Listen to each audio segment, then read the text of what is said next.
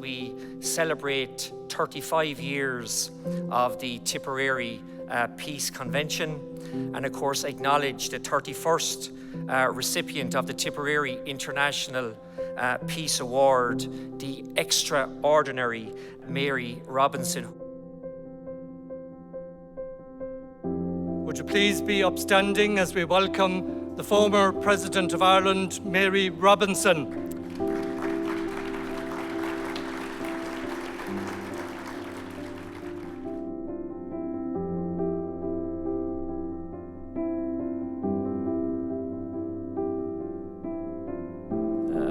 I feel very honoured and very humbled to receive this award, following such a distinguished list of names.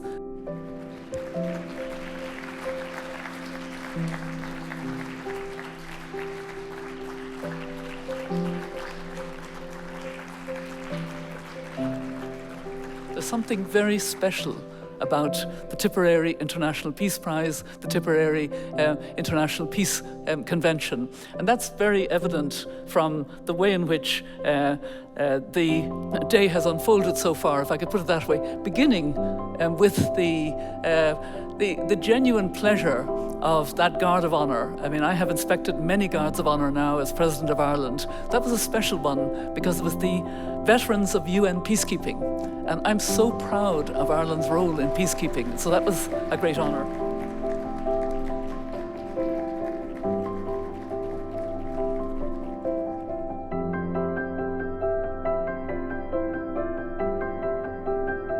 Today we add to the list the name of Mary Robinson, a deserved recognition for a lifetime of service to country and continent, to people and planet, and most importantly, to the poorest and those that have the greatest need.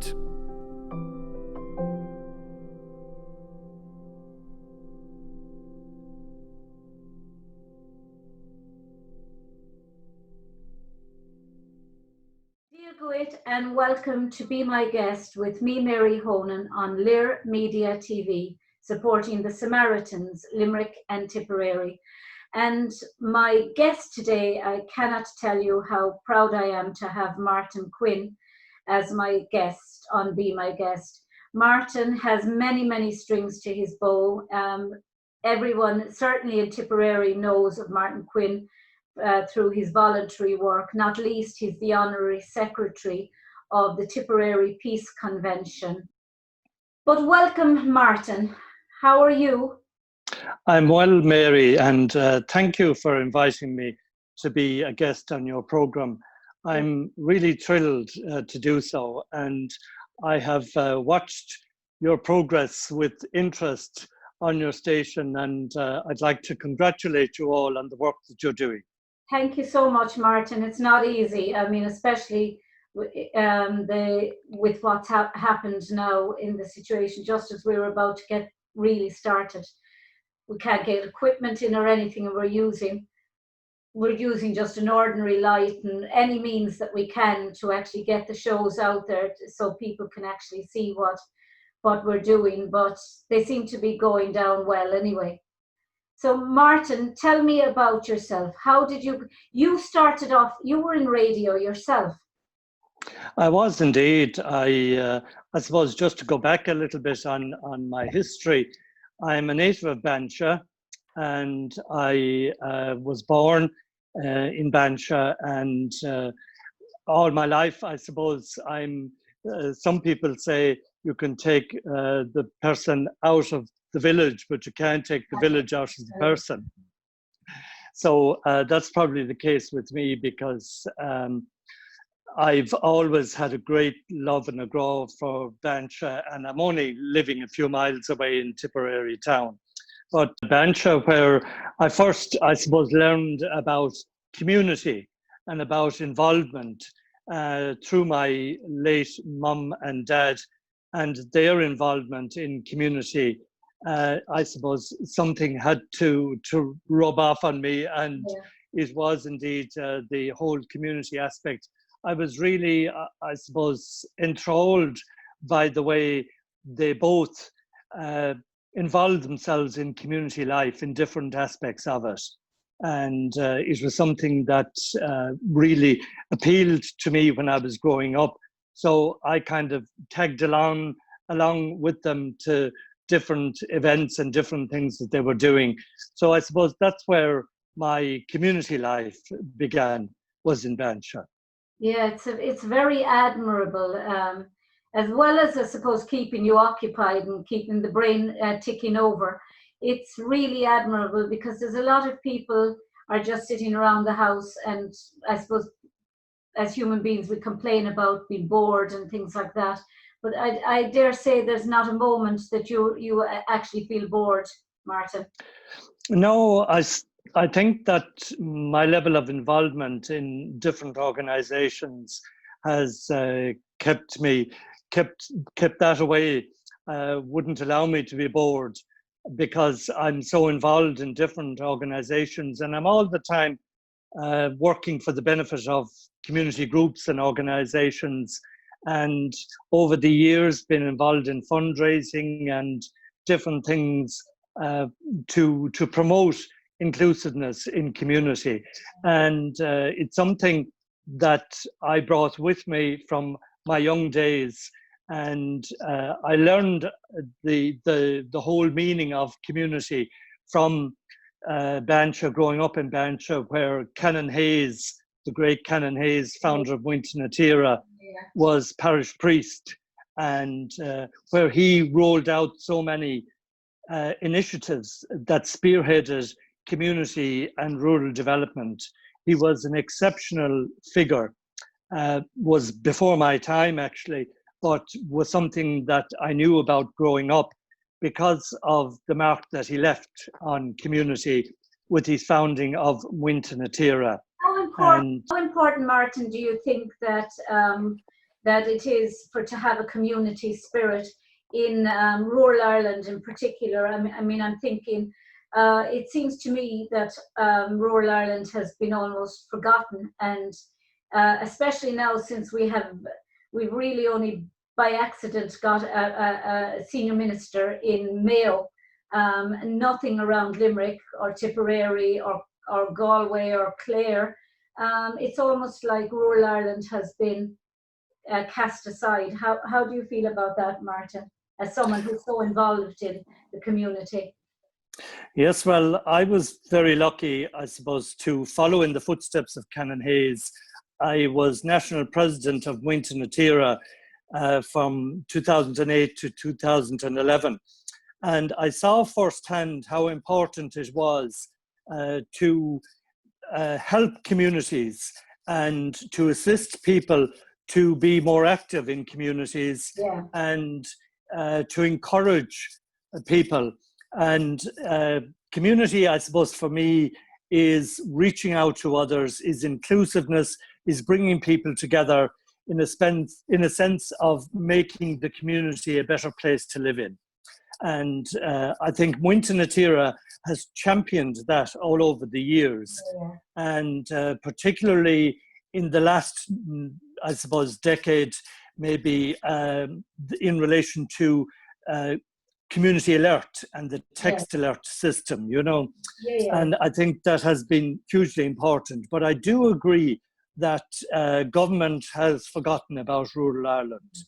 And I think that that's now something that's coming home to roost. We see it now in this situation that we're currently in, that how important it is to have community and to have rural Ireland and to have services in rural Ireland. You know, when people were locked down and weren't able to go any place, where was their local shop and their local post office? And that was just a vital part of the community. Yes. And it seems to have been taken from every rural area bit by bit. Do you know, I understand that? Yes, I saw it myself firsthand in Bancha again, because we lost the post office there. We had a huge campaign to hold on to it, but we weren't successful in doing that. And Bancha is a big community, you know, and a big parish. And for me, the taking of services like that from rural Ireland has decimated the towns and villages. And the pub, how important, Martin? I'm not sure if you take a drink yourself. I know I don't, never have. I'm a pioneer, but I just feel so desperately sorry for old people, and especially old farmers whose only outlook or outset, I suppose, was to go to the pub at night time, probably to have one or two drinks, sit there and just see another human being. I think it's vital. I think the loss of the rural pub has really been very difficult for people. And as you say, people coming in just to take a sociable drink, but to meet other people. I think was the whole kernel of the pub, was going in and meeting somebody and having the chat was much more, I think, beneficial than the actual drink. And that's what people miss. They miss the social contact. So I think it's vital. And from my knowledge of rural Ireland, and I have a very good knowledge of it from, as I said, from my time with Muintir, you know, there are a lot of isolated areas and a lot of isolated people as well. Yeah. And their only point of contact was the local pub or the local shop. And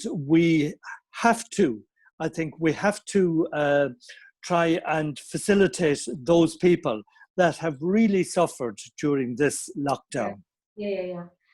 And long may your work in that area continue, because I think people like you and people who are socially conscious and certainly community conscious are vital to the sustenance, I suppose, of the communities in rural Ireland. If they're to survive at all, it is that there are people like you, Martin. But in the midst of all your work, you suffered a stroke. I did, and I know you was talk about that. Yes, I would just like, I suppose, to speak about it in relation to, I'm one of the lucky people, and I can say that after having suffered a stroke, that I am one of the lucky people that I made such a great recovery, because many people don't, unfortunately. And I suffered a stroke while I was doing a radio interview. Wow. And I was doing an interview on my local radio station about Malala Yousafzai, and I was going to speak about the awarding of the Tipperary International Peace Prize to Malala when I suffered the stroke, and I was unable to answer the interviewer's questions, and when I did get a flow of words, they weren't very coherent, you know, so the interview, eventually he had to shut down the interview. He didn't really know what was wrong with me. I didn't know myself. Martin, you must have been an awful shock. Were you conscious of the fact that you were incoherent, or were you? I was. I knew in my mind that something is wrong here. I didn't do that interview well, and what's happening to me? This was going on kind of in my mind. And did you suffer any, did you know yourself when this was happening, Martin? Was there any signs that, you know, were you conscious that your speech was slurred or that your arm couldn't move? Or did you have any sense that you were getting a stroke?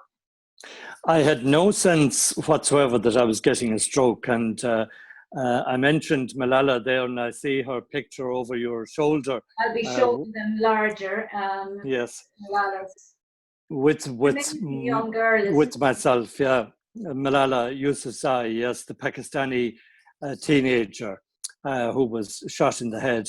And it was about her that I was... Education. All she wanted was the right for young girls to be educated. Yes. And she was shot in the face. Yes. Yeah. And so Getting her degree from Oxford there recently. She did indeed, yes.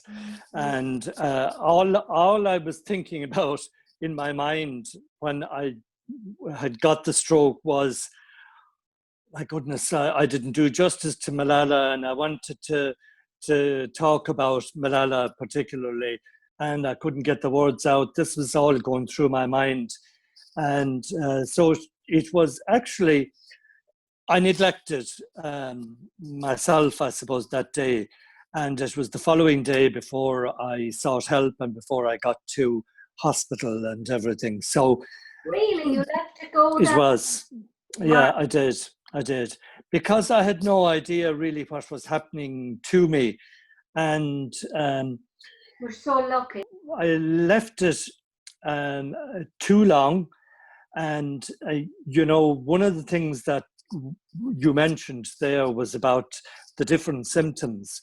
And the FAST campaign is something that we promote using the acronym FAST. F for the face, A for arms, S for speech, and T for time to call, for telephone. And it's one of the things that I am very conscious of now in promoting is the FAST message, that people would not delay a second, if there's any symptoms, because time is of the essence with stroke. And that's the worry, is that people would do what I did and say, I'll be fine tomorrow, or I'll be fine later on, or it's just a headache, or I don't feel so well. It's important, very important, and I can't stress that strongly enough, that people would immediately go and look for help in the event of any of those symptoms. And even in the last week or so, I've been doing a promotional video with An Garda Síochána about the FAST message, and so that all their members will be aware, because if a Garda had stopped me that day, he would probably have said, this guy is drunk, because my speech was slurred and everything. I couldn't get the words out properly. So that's what he would probably have thought, though it was only 10 o'clock in the morning, but nevertheless. And well, it happened to a relative of mine who was a severe diabetic.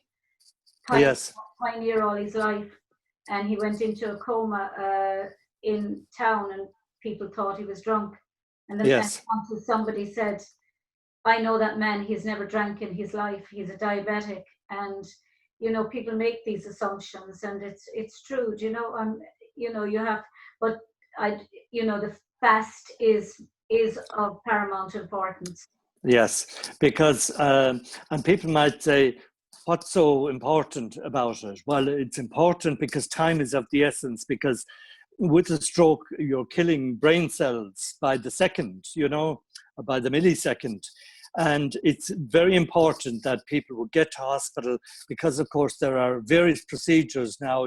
There's the thrombectomy and the clot-busting drugs, and there's various advancements that have been made in the whole area of stroke. And what do you contribute your remarkable progress to? Because it has to be said, I mean, I had a relative, her mother suffered a stroke, and she never really regained her speech at all, and or her walk. She always dragged the leg. And I just find it amazing, thank God, that you made such a full recovery. I suppose I was very determined, Mary. I really was very determined. And I mentioned Malala there earlier, and she provided determination for me, because I was determined that I was going to be well enough to be able to welcome Malala to Tipperary. But did you find it difficult afterwards to try and get help, Martin, to support? Yes, I suppose initially, after being released from hospital, it was very difficult. I found it very difficult to get the services and to avail of the services. And I really had to campaign very hard in order to do that. And I was lucky very lucky to be referred eventually to Cashel, to Our Lady's Hospital, to the campus over there, and the day campus. So I was able to avail of everything that was there, such as speech and physical therapy and physiotherapy, you know, and it was all under the one roof, which was great. So I was able to go over, and I had appointments with the different staff there. There one day to me that you were too young for some and you were too old for others, so you were in a catch. Yes, I was caught between two stools because of the age that I was. You know, the older person services like are excellent. They have excellent services, and then the younger person, you know, the child and teenage services are very good as well. But there's nothing, particularly with speech, there was nothing for me at my age, and I had to work very hard then to get into the services, and I was really lucky to be able to do that. Well, how bad was your speech? Because I knew you before you had the stroke, and I knew you after you had the stroke, and I never saw you in the interim period. But both yous that I knew are the same. So I'm just in awe of both the doctors, the speech therapists, and you for making such a recovery. Something or someone was watching over you, Martin. Yes. Well, it's funny you should say that, because I'm still conscious. I can still consider that my speech isn't 100%, you know, and that's because I suppose I'm critical of myself, you know, and I worked so hard at it. The speech therapy that I got was second to none. You know, I had a fantastic speech therapist, and she worked with me. And I remember even coming up to the time of the presentation to Malala, and she working with me on my speech, the actual speech that I was going to deliver, and how I should do it, and the breathing exercises and everything like that. And there was many occasions, Mary, in the run-up to it when I shed many tears, thinking that I can imagine. Yeah, thinking that I wouldn't be ready. But your whole life has been around communication, and it has. My mother lost her hearing. She always had bad hearing and was being treated for it always. But then she lost her voice after throat cancer, and she was a talker. She was a communicator. She was the person everyone gravitated towards. And it was just soul destroying for her. Do you know, I think that was the hardest thing, more than the cancer. I think it was the fact that she couldn't speak. Yeah, it really was shocking. I remember being in the hospital at one stage and not being able really to say any words. And the nurse coming up to me, and she was saying, you know, try and get out some words. And she picked up a cup. I always remember she picked up a cup off the tray, and she said to me, now, tell me, what is this? And if I got all the money in the world, I couldn't say cup. You know, I was that bad. And I got upset and everything after it. And then she was saying, I shouldn't have done that now. She was kind of blaming herself and saying, I shouldn't have done that. I shouldn't have put you under pressure. And but she was only trying to help me, you know, to regain my speech, and that, you know, a little word would help me onto another word. And but when I got into actual intensive therapy, I found that it started to improve. And of course, I did all my homework that I was being given, and I ensured that I followed everything that I was to do, you know. And for that, I'm very grateful that I made that recovery, and that I could, you know, impart it to other people and say, I made a recovery. There's no reason why you can't recover. And that's something that I've been doing. Do you think that your lifestyle, Martin, brought it on in any way? Were you ever told? Because you're non-stop. From what I know of you, Martin, you just don't. You're a bit like me. Yes. Always have to be doing something and preoccupied. And do you think that you didn't give yourself enough rest? Were you always doing something? Were you the type of person, the go-to person, if anyone wanted something, we'll go to Martin Quinn, he'll do it? Undoubtedly, I took on too much, and I put myself under terrible pressure, particularly in some organizations where it was difficult, where there was an awful lot of work and time-consuming work involved, and a lot of project work. So I definitely did take on too much, and it's a lesson to me. I do. I would never do that again. The level that I was doing it at, I was giving myself no free time. Use your projects. No time to relax myself. I was. It can't be all things to all men. That's right. It's scary. It is. It's very scary. And it is a wake-up call too as well, Mary. It is a wake-up call for everybody. Now, I'm lucky, as I said, and I'm on a lot of medication, and that has its own effects, but it's doing the job at the same time. And I am conscious of different things that I can't do, that I would like to do, but look, I do what I can. I make the best of what I can do, and that's the way there is life after stroke. And I mean, that's the thing that I say to people. Life may be changed. It might have changed, and you take the good aspects from it. But I mean, that's it. It's learning to control yourself is half the battle. It's learning to sit back and say, I can't do that, or I can't do that as much as I'd want to do it.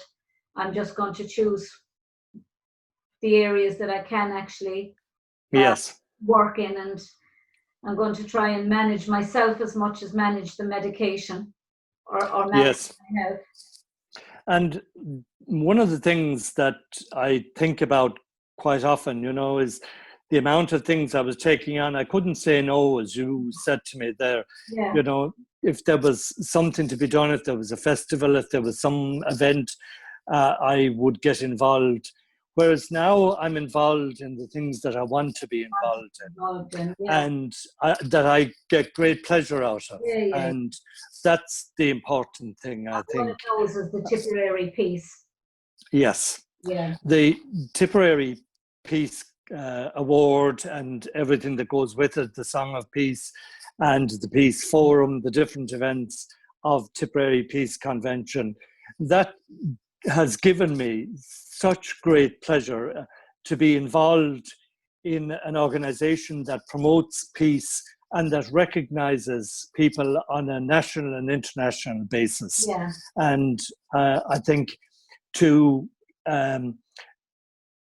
salute people is one thing, to salute and honor people is one thing, but also to be involved in promoting a concept, the concept of peace, and spreading a message throughout the world is something greater than that, and that's what we've been doing. I'm with you 100% on that.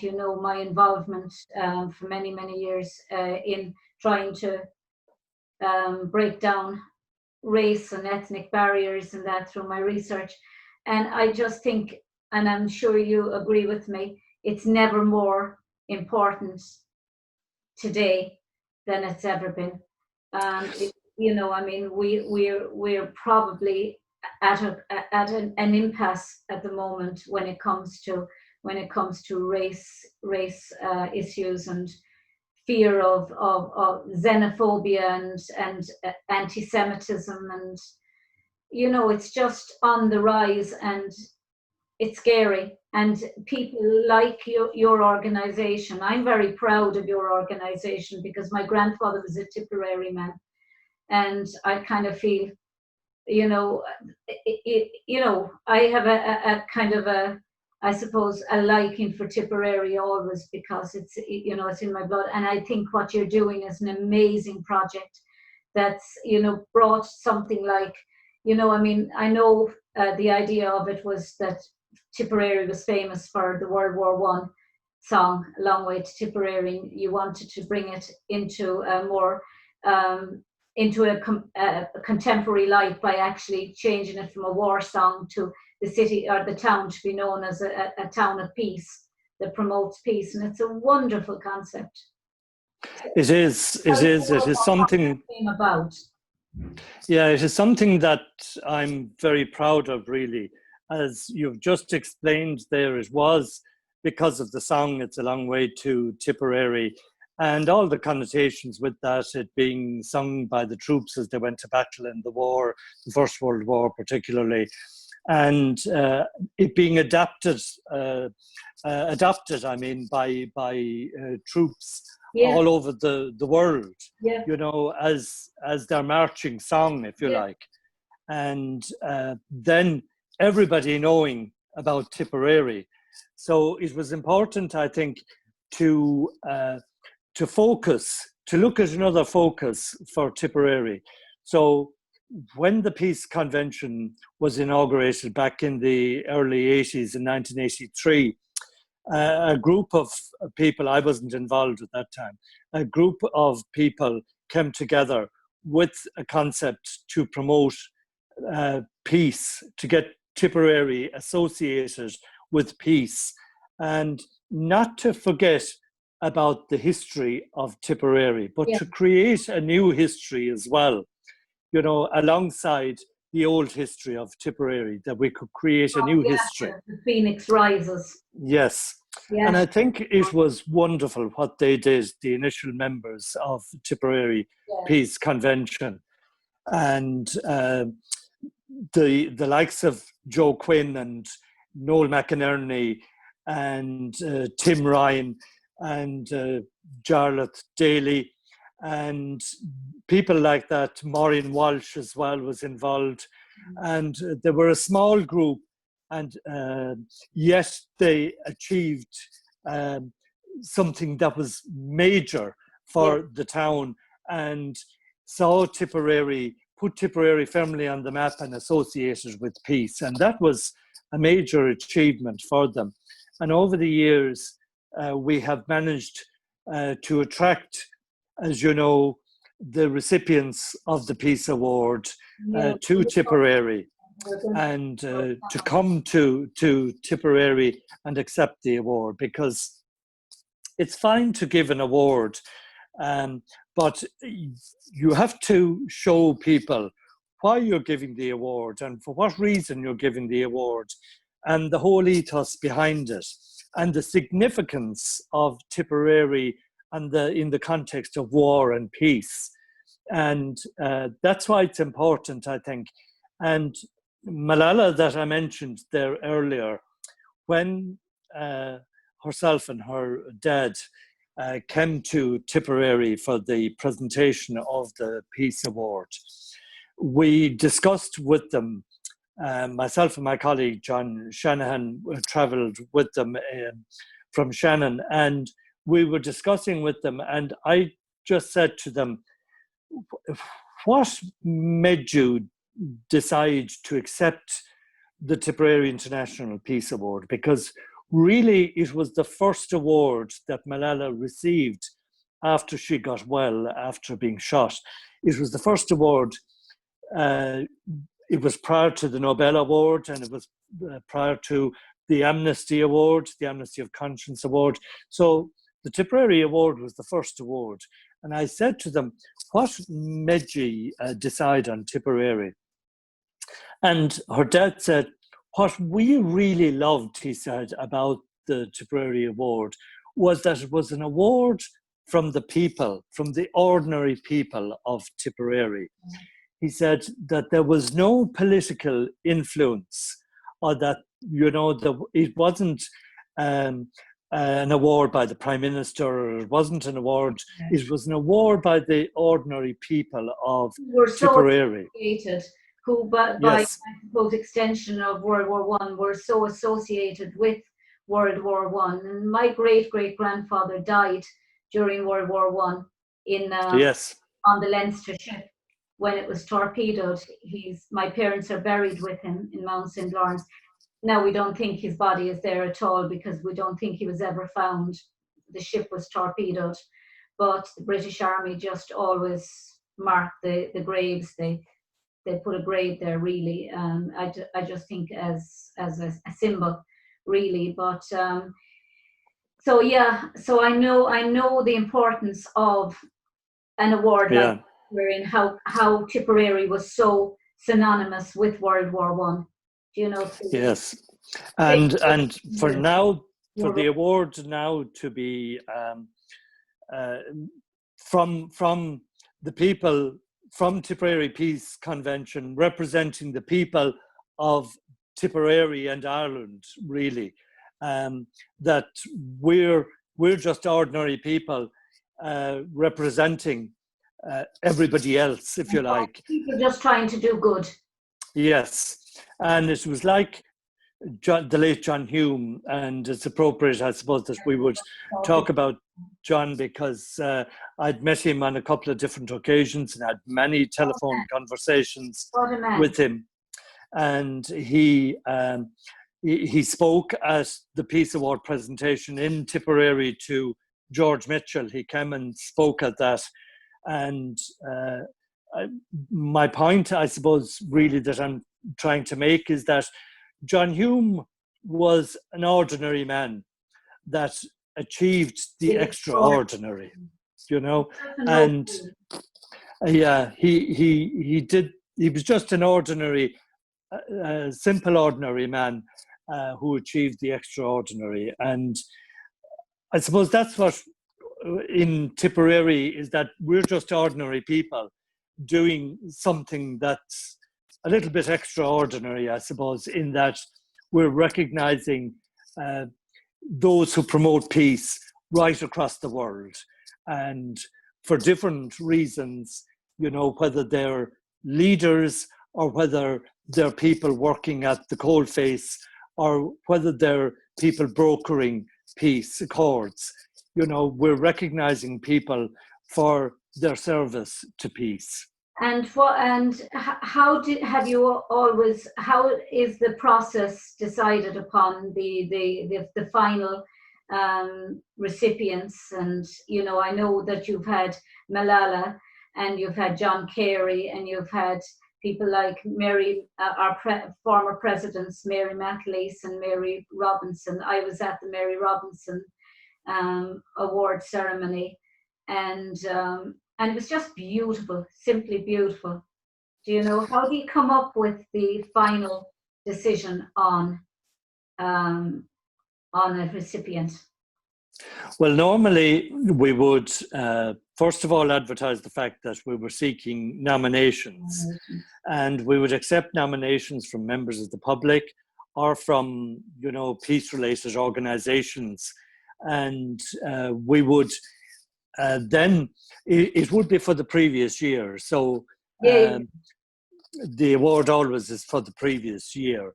So we would go through the list, and it might be that we're recognizing a person in a particular year for some significant reason that year, or it could be that they achieved something notable during the year, or in fact that they're retiring from what they were doing during the year, or there might be some particular significance for it, but it is for the previous year. So once we would get the nominations in, we would then go through them, and we will give a thorough consideration to each nominee, regardless of whether they were well known or not. We would give as much, thorough analysis of each particular person, regardless of the fact of whether they were well known or not. It would be for the work that they're doing in peace-related matters. And that could be, as I mentioned, for many different reasons. And we would then shortlist. So we would take it down maybe to 5 or 6 people. We would normally contact those on the shortlist at that stage, and we would ascertain from them if they would accept the award in the first place, if they were granted it, and if they would come to Tipperary. And depending, of course, whether they were in Ireland or abroad, if they would travel to Tipperary to accept the award. And once we know then, whether people are in a position to accept and to travel, then we would have further discussion on the shortlist. We would normally take some consultation, consultation from maybe the Department of Foreign Affairs, from the likes of Martin Manzer. Martin is great, to give analysis and give his opinion on people and on their contribution to peace. So we would normally do that, and then we would come back and make the decision. The decision would be made by ourselves, by our own committee. So we would make the decision then, and then contact the person and let them know. And when John Carey won it, it must have been an exciting time for all of you when all of these recipients, from John Carey and Jean Kennedy Smith, and you had Mary Robinson and Mary McAleese, and you had so many other recipients. It must have been fantastic for a small little town like Tipperary. It's only about 15 minutes, 20 minutes from my house. I live on the road, so it's just a small little village that you put on the map, really. Yeah, it has been wonderful. I think if you go back, even I mentioned there about John Hume attending our award to George Mitchell. Yeah. And if you look at it from George Mitchell onwards, and the people that have come to the town, and you mentioned a lot of them there, and to accept the award, Ban Ki-moon, yes. It is a fantastic occasion. I mean, John Kerry was US Secretary of State, so he was a very prominent world figure, and it was wonderful to see him arrive to Shannon and then out to Aherlow to receive the award, and to meet with all the dignitaries that were present for occasions like that. It's a great thing, and I think the award means an awful lot to us as a committee, but I think it means a huge amount to the people as well, to the people of Tipperary and to the people of Ireland. Of course it does, because it has to be said that Tipperary doesn't seem to, no more than Limerick, doesn't seem to benefit at all from our government. Certainly not in funding, and this is a small group of Tipperary people who have come along, and despite the lack of funding from governments, has single-handedly put Tipperary on the map, in spite of, or probably because of, the lack of support coming from higher up. Yeah, it's amazing, over the years, we would often have got a very small grant, and I mean a very small grant, from the Reconciliation Fund in the Department of Foreign Affairs. And apart from that, we got all the other funding has been sourced by ourselves, through sponsorship or through advertising in our brochure or whatever. And but it has been support locally that has allowed us to do that. But are you happy? Are you happy to be kind of, I suppose, separated from the government, in the sense of, would you like financial support from the government? Are you happy that you're not dependent on the government, that you can plow your own furrow, as they say, and that you're doing your own thing, and that you're not beholden to anybody?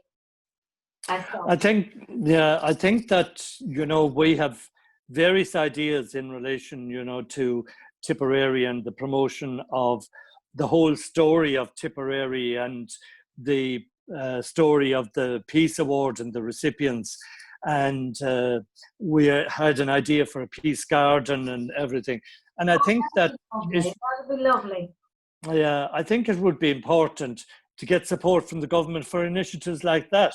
It's only a suggestion now, Martin. You can take it or you can leave it, but wouldn't it be nice to have a John Hume Peace Garden? Yes, it would. It would be lovely. Yeah. But on getting an award, and in his lifetime. I think people like John and people like Mo Mowlam, I've always said it, people like Mo Mowlam did so much in this country for peace.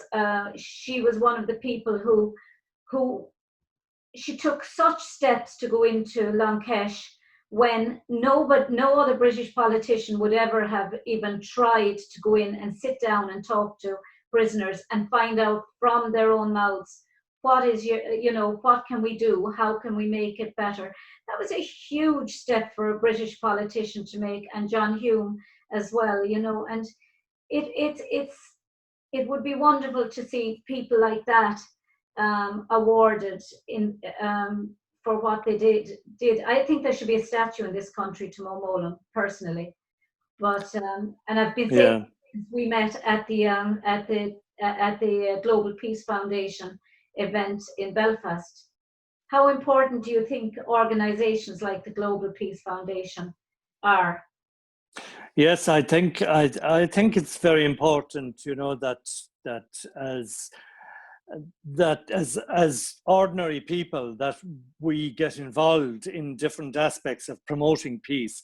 And I mean, you mentioned earlier about the way the world is today, and I have a lot of worries about the way the world is and the direction it's heading in many quarters in the world. And I think we need to refocus, and we need, as people, to build a better world, and to help to build a better world. And it's important that we would do that as concerned citizens and as people that can work together. And that's the beauty of the likes of John Hume and people like John. John was prepared to work with people and to enter into dialogue. Yes, to enter into dialogue was the most important thing for John. And while upholding the rights, the civil rights and human rights of people. And it's very important that we as people follow, the trail that John has set, and that people look to what John did in his lifetime and try and emulate, what he has done. I think I put a post up there yesterday, and I said, I doubt if his likes will ever come around in peace building and in politics again. Certainly not for in my lifetime, I don't think, because he gave so much and stayed so much in the background. He was quite happy to not be at the forefront, just as long as peace was the final solution to it. Yes, that's correct. He was quite happy not to be at the forefront. In fact, on the day of the Peace Award ceremony to George Mitchell in Tipperary, and I had asked John to speak, and he gladly said he would. And before the event started, he said to me, he said, Martin, when you're introducing me now, I'm just John Hume, MLA in Northern Ireland. Yeah. And he said, because it's important to recognize that there are other people here today who also worked around the table with George Mitchell. And he was conscious of not offending anybody, you know, and he didn't want me to get up and be extolling his virtues, you know. He wanted to be seen just as somebody that contributed to the process. And that's very important, I think, that we, as people, that we look to what John achieved in his lifetime. And despite him being vilified as he was at, you know, during periods of his life when it must have been very difficult for him, particularly with the Hume-Adams negotiation, you know, and entering into talks with them and persevering with talks when the talks broke down. And that's something that we can recognize. Of the man. That's the character of the man. Some people, lesser human beings, would probably sit back and think, God, you know, I can't take this vilification. But John Hume said, you know, the problem is bigger than me. You know, and I'm going to just continue. And it has to be said, people like Ian Paisley, you know, when they came along, and you had Ian Paisley and Gerry Adams and Martin McGuinness and John Hume, Mo Mowlam. It was the right time, the right people in the right place at the right time. Do you know? But they were all part of the solution, and I don't think it would have happened without each and every one of those little cogs in the wheel. And John Hume was a major cog. And, you know, if you look at a lot of our past recipients, well, if you look at all of our recipients, but particularly in relation to the North, you know, there was a lot of key players there that have received the Peace Award, including the late Senator Gordon Wilson. Who man as well. For anyone who doesn't know, Gordon Wilson's daughter was killed in the Omagh bombing. She was a nurse, and she was walking on the street when the bombing happened, and she was killed. But he did absolutely everything from then on to try and broker peace between Protestants and Catholics in the North. An amazing man. An amazing man. He showed extraordinary forgiveness, which is a quality that is sadly lacking in a lot of people, you know, but he showed extraordinary forgiveness at that time. And, you know, if you look at the people that contributed to the peace process that we have recognized, including the Kennedys, you know, Jean Kennedy Smith and her husband, her brother, the late Rose Kennedy. Yeah, Jean Kennedy Smith and her brother, the late Senator Ted Kennedy. And that's both of those, their involvement, the Kennedys played a huge role, as did people like Mary McAleese and her husband Martin, who we've mentioned. There was Robin Eames, Archbishop Robin Eames, who we also recognised, Martin Manzer, Father Alec Reid and the Reverend Troy McGee. They were also recognised for their contribution to the peace process. But if you look internationally even, and how difficult it is maybe for people to talk to other people. And that has been something, you know, that has been very difficult. It has been very difficult. We saw it in the North, how difficult it was for Unionists to talk to Catholics and vice versa. And if you take Colombia, for instance, you know, where Juan Manuel Santos was a recipient. Ceremony. That was a ceremony. He is such a gentleman. Yeah, he was a recipient, the former Prime Minister of Colombia, and he had taken a huge risk for peace because he entered into negotiations with the FARC guerrillas. and he brought him around the table into discussions and into talks, and they've ended up in government since. So it's initiatives like that. That's what I'm saying, Martin. Sometimes you've got to go to places that you'd never have gone to ordinarily for the greater good, because sometimes peace is, and at all times, peace is far more important than personalities. And that's what I said about the likes of John and Mo Mowlam. They did things that probably other politicians, certainly British politicians, would have just completely thrown their eyes up to heaven at.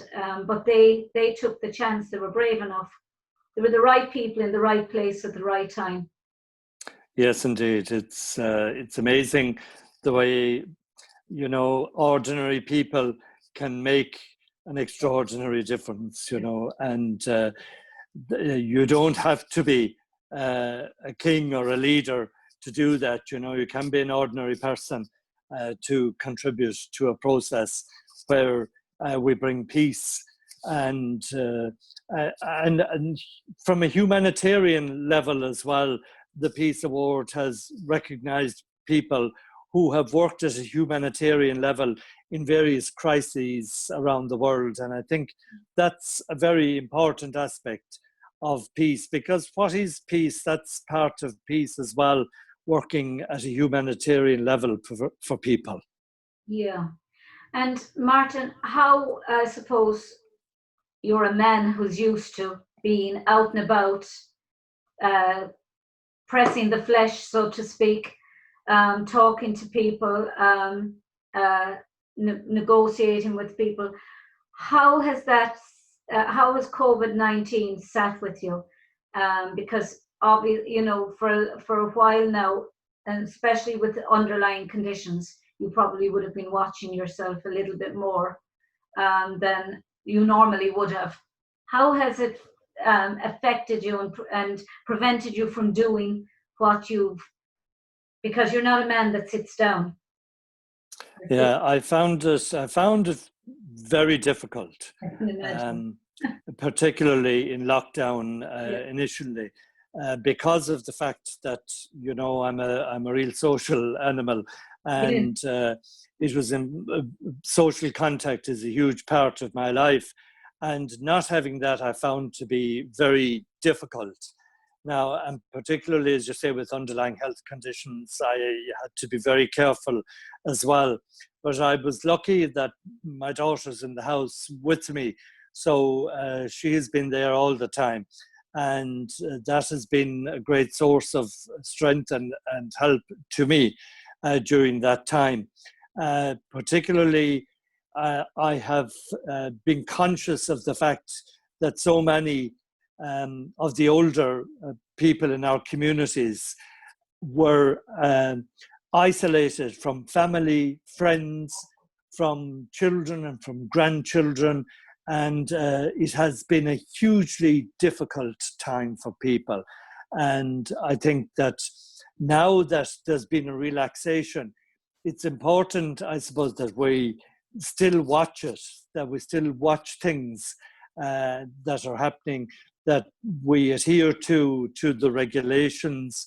But for people that were isolated, it was, I think, particularly harrowing for people. And it was harrowing to watch a lot of the programs and to see a lot of people and waving at grandchildren, from... It actually broke me to see. Yes. Being out there. Yeah. I have a colleague here in the station whose mother is 91 and she's in a nursing home. She has Alzheimer's and only recognizes one son out of the 9 children and her husband. She recognizes his voice. And she has been 3 months unable for any of them to be able to go in and see inside the Yes. And to me, I think that's unconscionable and immoral. That because people are going to, if they're not going to get COVID-19 and die from underlying conditions, they'll die from loneliness and feelings of, because even at some subliminal level, a person with Alzheimer's knows when they've been abandoned. Now, actually, I have a cousin who's 104 years of age. Wow. God bless her, Alice McGrath, and she's living with her daughter and her daughter's husband, her son-in-law, and she's. For me, I found it very difficult that I couldn't go to see her because I was regularly called to see them, and it was only in the last couple of days that I've been able to get to see her again, and it has been such a great joy to be able to see her. And now she's lucky that she's at home and that she's been looked after at home, because had she been in a nursing home, I think it would have been dreadful. I just think, I think they were sitting ducks, sadly. I think people in nursing homes, they weren't allowed out in the fresh air. They couldn't get vitamin C, vitamin D. They were locked. Imagine being 24 hours a day, no matter how nice a nursing home is, inside there. And not being able to physically touch your family member, or not to be able to talk other than through a window. And if you have Alzheimer's, not to be able to at some stage recognize a voice when you become lucid. And I just think the whole thing is just so awful. Yeah, and for people in hospital at the time of COVID, when COVID, I suppose, was in its height, and people in hospital and family members not being able to go to see them, and people dying in hospital without their family members being present, and they being put into body bags, and that was just horrific. It is something that I found very difficult to watch on the program on television. Well, I know my mum was at me the morning she died. I used to go to mass every day, and she said to me, "Just go on, I'll see you." And I said, "I'll see you after." And she said, "Will you?" And I'd say I was only gone 15 minutes when she died. And it's the one thing that you think of all the time. I wasn't with either of them when they died. And you're always thinking, if I was there, why did they die when I wasn't there? And I just feel so sorry for people some people in England who had to be on Zoom talking to their parents as they passed, from Zoom. Yes. How cold and how just awful must that have been. And for families not being able to come home to funerals even is just dreadful. I mean, I see even the Hume family that Adrian Hume is in America, and he's unable to come home, for his dad's funeral. So it's very difficult for people, to have to watch the funeral of their parent or sibling on Zoom, as you say. It's very difficult. Even for people in rural communities who would be used to going to funerals in mass, whole villages would close down if a neighbour died, and the village would be, people would be streaming in, even here in the city, streaming in for hours, into funerals, and suddenly there were 20 inside in a church, or 50, and then 50, and maybe in St. John's Cathedral, which is a huge cathedral, would take 1,000 people, and yet there was only 50 allowed in it. I mean, yes, you hear the echo of the voices, and it just made funerals so lonely, I think, as well. It did indeed. Yeah, I think that's correct. It did make funerals very lonely and very difficult. I mean, I wrote a couple of different pieces. They were published there in the They were published there in the paper on remembrance, and and about care of people in relation, and what do we do with the grief, of people, and how do we let that grief out, that people have been bottling up, if you like, over a long periods of time. And it's something I think that we need to take cognizance of, and families in lockdown particularly that suffered hugely during that time. Mm. So Martin, where to from now on with Martin Quinn? Well, I can't say Martin Quinn, Honorary Secretary of the Tipperary Peace Convention, because that is just one part of Martin Quinn. You're so involved in everything that yes. Where to? Because I can't see you slowing down.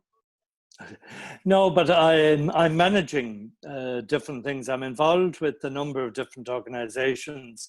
I'm chair of North Munster Citizens Information Service, which is covering counties Limerick, Clare, Tipperary and Waterford. And it's the Citizens Advice Services, you know, by the Citizens Information Board.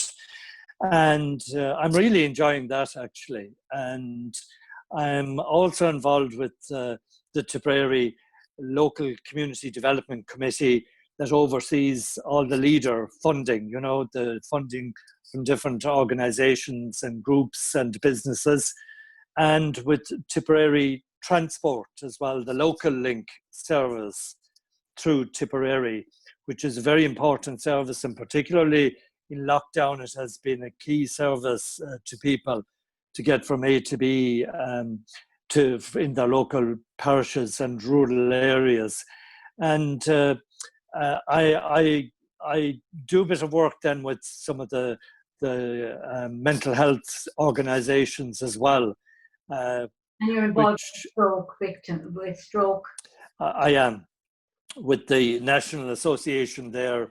I'm involved with the national audit. It's the Irish National Audit of Stroke Governance, and it really is looking at audit of stroke, you know, auditing different hospitals and how it's the governance attached to it, and the improvements, I suppose, that are being made constantly in hospitals shows in the audits that are done. I don't know where you met. I don't know how you're managing to. You must be some mathematician that you can actually work out all of that into 24 hours a day, Martin. I don't know. Yes, well, I suppose I don't allow it, actually. You know, I enjoy, as I said earlier, I really enjoy.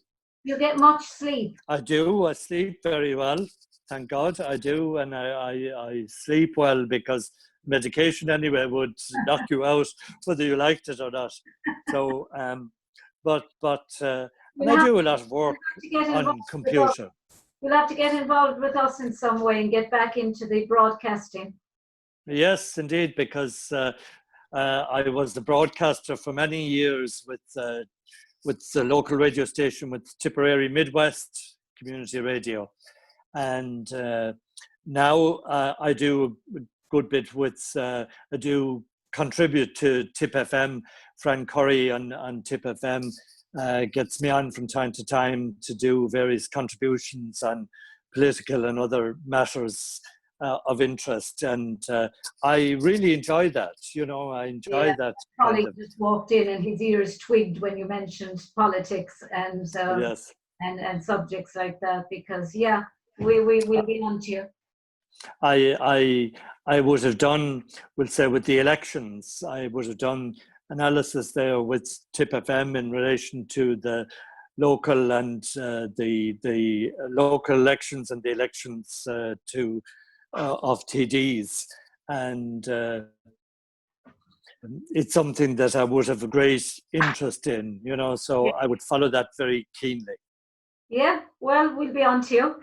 You can rest assured of that. We will, if you've got 2 hours to spare in a day, we'll fill it for you. Yes. Well, Mark, thank you very much.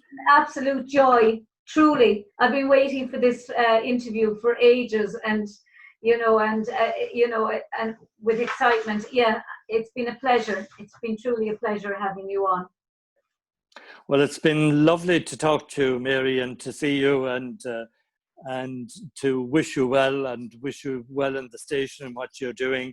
Thank And hopefully I'll get the opportunity to visit you at some stage. Oh, absolutely. We're 18 Mallow Street in Limerick. Very good. Well, Okay. thank you very much, Martin Quinn, Honorary Secretary, above all things, Honorary Secretary of the Tipperary Peace Prize Convention and the Tipperary Song of Peace Award. And until the next time, Godéishiv Slán. This is Mary Honan on Lir Media TV and the Be My Guest show supporting the Samaritans, Limerick and Tipperary. Bye-bye. Bye, Martin. Bye, Mary.